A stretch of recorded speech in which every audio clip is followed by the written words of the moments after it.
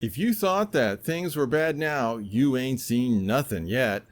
And I hope that you'll be ready for what is coming when it comes. Yes, we are seeing a horrifying amount of corruption in the U.S. political system. It's bad. It's probably worse than what we are seeing right now. But it's not even close to our worst problems. They're going to steal your liberty, and you don't know why. But if you keep reading and keep listening, I'll tell you. Oh, and I have even more Bible translation errors to talk about. Welcome to the Shotcast. I'm John Little, recording on a rather pleasant Saturday Eve. Well, since it's after midnight, I guess that it's the wee hours of Sunday morning, November 15th, 2020. I've been having computer trouble, but hopefully it will be fixed soon for the third and final time. Do I hear four? Anyway. Now, before going on, hit like, click subscribe, and whack that little bell. It helps, really. Also, subscribe to the Shock Letter for free at theshockletter.com. You can also find my posts on Facebook and Twitter, and the links for all of that and more are in the description section below. Most important, thank you for praying for this ministry. The world is a mess and getting worse every day. And I want to make sure that you understand what is happening so that you can serve the Lord to the best of your ability in these last days. And now let's get to today's first topic. Evidence of fraud and evidence of worse. If you are an American, things look really bad. It seems as if the world that you knew in October is no longer the world that you see in November. The political institutions that you thought were solid aren't. The media that you thought were not corrupt are. And the neighbors that you thought were rational are something less than that. Oh, and you're mad, really mad. They are taking away your country, and you want to stop them. In fact, you probably thought that Donald Trump would do that for you, or at least try, and you wanted him to keep trying. Unfortunately, your government probably stole the vote that you gave to Donald Trump. I say probably because they didn't need to steal all of the votes or even most of them. They only needed to steal a certain number of votes in only a certain number of counties, not just states, counties, in the battleground states where the election would be close. All that they had to do was steal a few, but the right few. So they did. How do I know? Well, let me ask you a few questions. What if you were in the right place at the right time to commit your crime? What if the payoff for your crime was huge? What if the chance of getting caught was zero? If the answer was yes to all of those, the chance of fraud, in this case election fraud, the chance of it happening is 100%. And remember that all of those what ifs are subjective. If the potential criminal thinks that he is at the right place and time, if he thinks that the payoff is huge, stopping Orange Hitler, if he thinks that the chance of getting caught is zero, the crime will happen. And politics is full of people who think that they will never get caught. But here's the bad part. They're usually right. Political fraud almost never gets caught.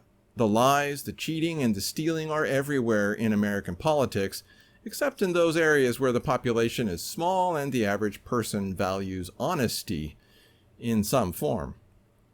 By the way, did you do your homework? Wait, there was homework? Yep, there's homework. Check last week's post. It's there. In fact, here's the link. The most corrupt election in American history. You can find it on my website, omegashock.com. And your homework assignment was to read Plunkett of Tammany Hall. If you did, you will know with utter certainty that the Democrats stole the election. There can be no doubt of any kind. Worse, the Republicans are complicit. No, they probably didn't help the Democrats, at least I don't think so. But every time that they had the chance to stop election corruption in the past, they refused to do so. Why? Because Republicans have their own corrupt practices that ensure that they get to keep their jobs. The Republicans are just as bad as the Democrats, just as bad. Now, let's get back to how we know that there is a 100% chance that the Democrats stole the election. And you can find the inspiration for my thoughts in a video. And if you watch the video, just note a language warning. Occasional use of coarse language and adult themes are used by Scott Adams. He isn't a Christian. And the video is titled Episode 1181, Scott Adams, Why President Trump Still Has the Advantage. Crazy, right? Maybe not. Note, if you click the link, I have fast forwarded the video to the point where he explains his reasoning. Now, you will have heard what I have told you in that video. Notice also what else he says. If you thought that Trump was Hitler, you would have to be evil to not try to do everything possible to stop Hitler. Think that through. If you really believe that Trump was the second coming of Hitler, like so many Democrats do, you would have a moral obligation to steal the election to stop Hitler, or in this case, Trump. So there can be no doubt that passionate Democrats would have done their best to stop Orange Hitler. Then there's one more point that is important to pay attention to, and it comes from Scott Adams' tweet on his Twitter account, and it reads like this. Do you hear that dog that isn't barking? It's the top statistical experts on the left who are looking at election rigging allegations and coming to a slow boil in their own flop sweat. Close quote. There are lots of statisticians and mathematicians who are passionate Biden supporters, but they aren't debunking the statistical analysis that's coming from statisticians and mathematicians who are Republicans, or at least neutral. Where are the Democrat or leftist statisticians? Why is that dog not barking? Very suspicious. Very. So let's look at some of those Republican statistics. And there's a great analysis by Steve Cortez, and it's in an article that he wrote called The Statistical Case Against Biden's Win on the nationalimpulse.com. And he has 4 points. Voter turnout was way, way too big. The only rational explanation for all of the extra votes was fraud. Countries that require their citizens to vote, like Australia, don't get a voter turnout as big as what we saw on November 3rd. In the second point, Biden got more votes than Obama did. And that just does not make sense. A frail, elderly, and uncharismatic Joe Biden got more votes than an energetic, younger, and mesmerizing Barack Obama in 2012. That makes so little sense that fraud was almost certainly involved. And then, almost 500,000 Biden-only ballots were cast. I'm sorry, yes, Biden-only ballots. No other candidates. That is a gigantic sign of fraud. There might be some people who might vote for the president only, but not 450,000 people. That is an impossibly large number to swallow. And then, mail-in votes have not been vetted. They haven't been checked, not properly. Some mail-in ballots have been checked for legitimacy, but only some. The majority have not been checked because the vote counters were overwhelmed, still are. And the reason why almost every country around the world outside of America has outlawed mail-in voting is that mail-in voting is almost always, if not always, corrupt. And as Steve says in his article, statistics aren't proof, but it's important evidence that points to where proof is. The question is, will they actually try to get the proof? And by the way, the 4 points you can also see at the bottom underneath this video and in the main article or in the description section below. Anyway, in terms of statistics, as far as proof, will they actually try to get the proof? I'm not sure. In fact, I'm pretty certain that the deep state wants Joe Biden so badly that they'll block our ability to find out the truth until it's too late.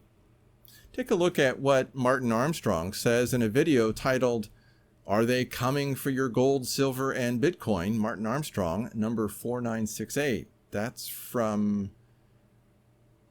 Oh no, I've drawn a blank on his name. Anyway, ignore the title. That video isn't about gold or silver or even Bitcoin.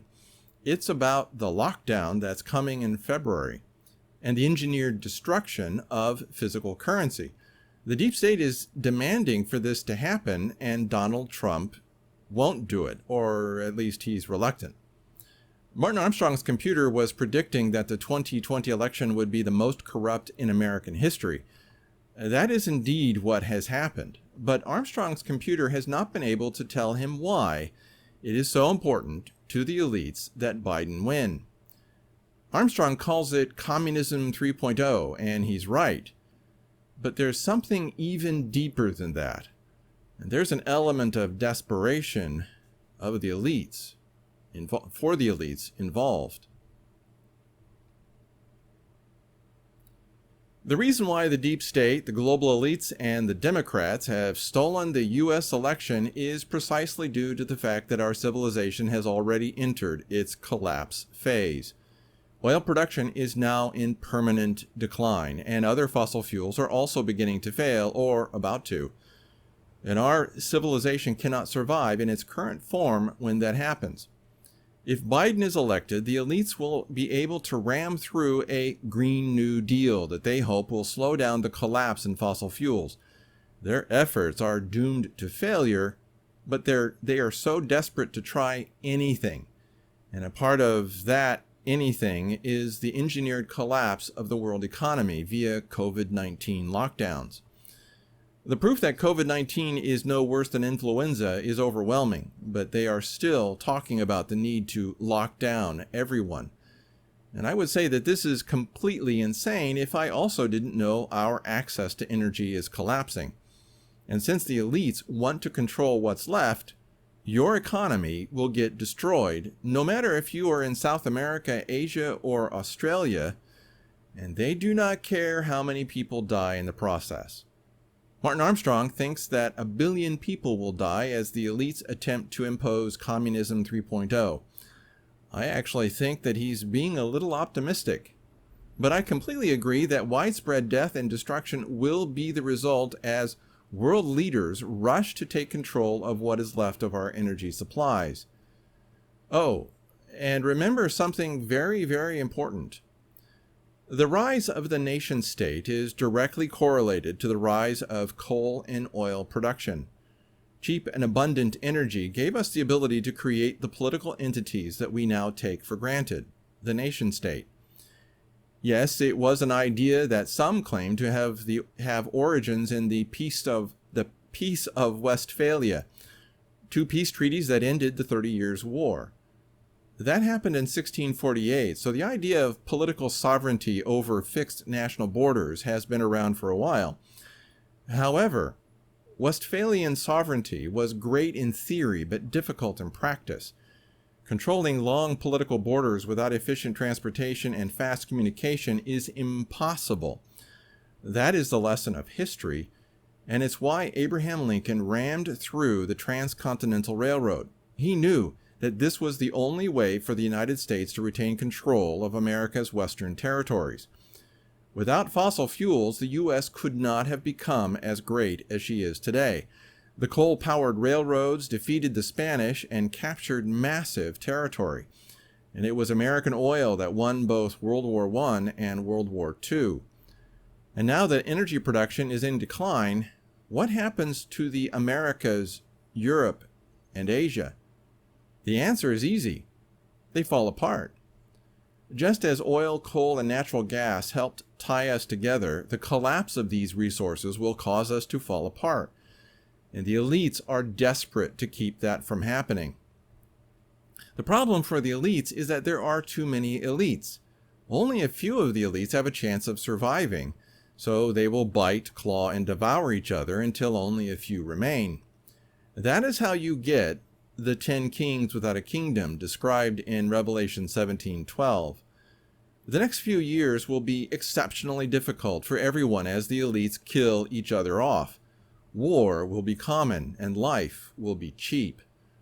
So please, hold God as close as you can. For an excellent article on peak oil that lays the sum of the reasons behind what we are already seeing, go here, The Narrative Problem After Peak Oil, on the website consciousnessofsheep.co.uk. What Tim Watkins is saying in that article spells disaster for all of us. No one will be unaffected, no one. We will all suffer severe economic hardship and some of us will die. There is no other way to look at this if you understand history. Please hold on to God as tightly as you can. Only He can see you through this. Then this week saw yet more evidence of terrible corruption in Bible translations that you and I read every day. This new culprit is the New American Standard Bible. Jennifer left a comment in last week's post that said this, quote, and a couple more verses in the NASB that caught the attention. Joshua 24:15.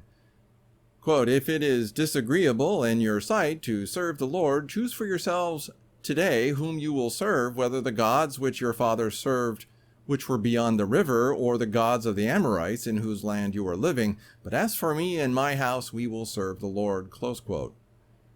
And Jennifer continues, that's the 1995 NASB. The newer translation inserts Euphrates in front of the river. That's even worse. Quote, continuing on, I don't like that they changed evil to disagreeable.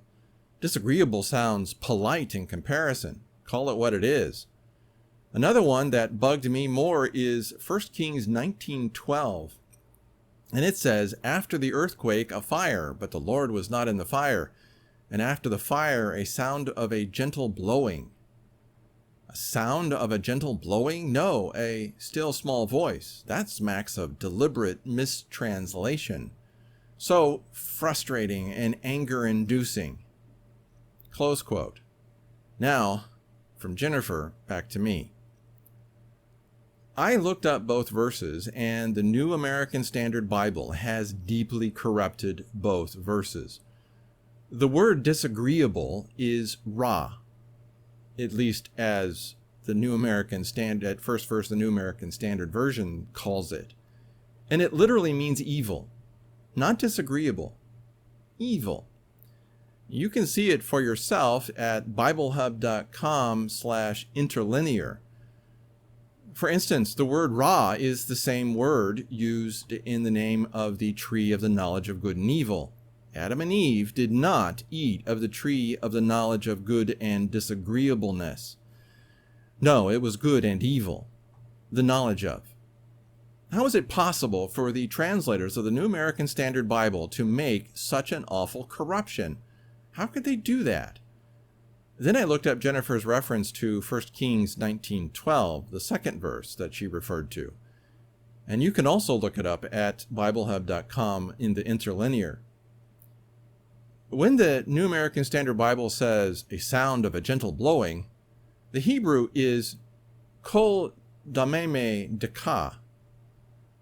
There is no way that you can get the New American Standard Bible translation that they said that they got if you have any integrity at all with those Hebrew words. Here are what the three Hebrew words mean. Kol, voice. Dameme, or dimama, dimama, meaning still or quiet. And deka, meaning thin or small. And in modern usage, it actually means minute, as in 60 seconds. There is no way that you can get a sound of a gentle blowing from those three words, especially if you claim to be doing a word-for-word translation of the Bible. I am outraged that a translator would do something like this. Why would a translator corrupt the precious words of God? And it seems like every translation of the Bible has corruptions like this. It's as if Bible publishers are hiring non-Christians to translate the Bible for them. And maybe that's what's happening. Maybe the problem is that these Bible translators aren't Christian. Thanks, Jennifer. This reinforces the need for everyone to understand that the Bible is not the translation that you are reading. The Bible is the original Hebrew and the original Greek. Not the KJV, not the NIV, not the NASB, ESV, ASV, or any of the other Bibles out there. And no, it's not the Septuagint either. That's a translation too. The fact that we have depended upon corrupt translators to tell us what God has told us is horrifying. Why have we tolerated such abomination? That's it for this Shotcast. Again, hit like, click subscribe, and whack that little bell.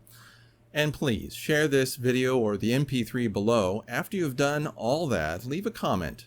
I like seeing what you have to say about what was said here. Your input is welcome. Then help keep Omega Shock and the Shotcast alive. There's a link below that can help you do that. I am truly grateful for all of you who have helped this ministry continue. May God bless you for your generosity. Also, subscribe to the Shock Letter at theshockletter.com and read my books for free. When Jacob Returns and Ezekiel's Fire. You do not want to get caught by what is coming.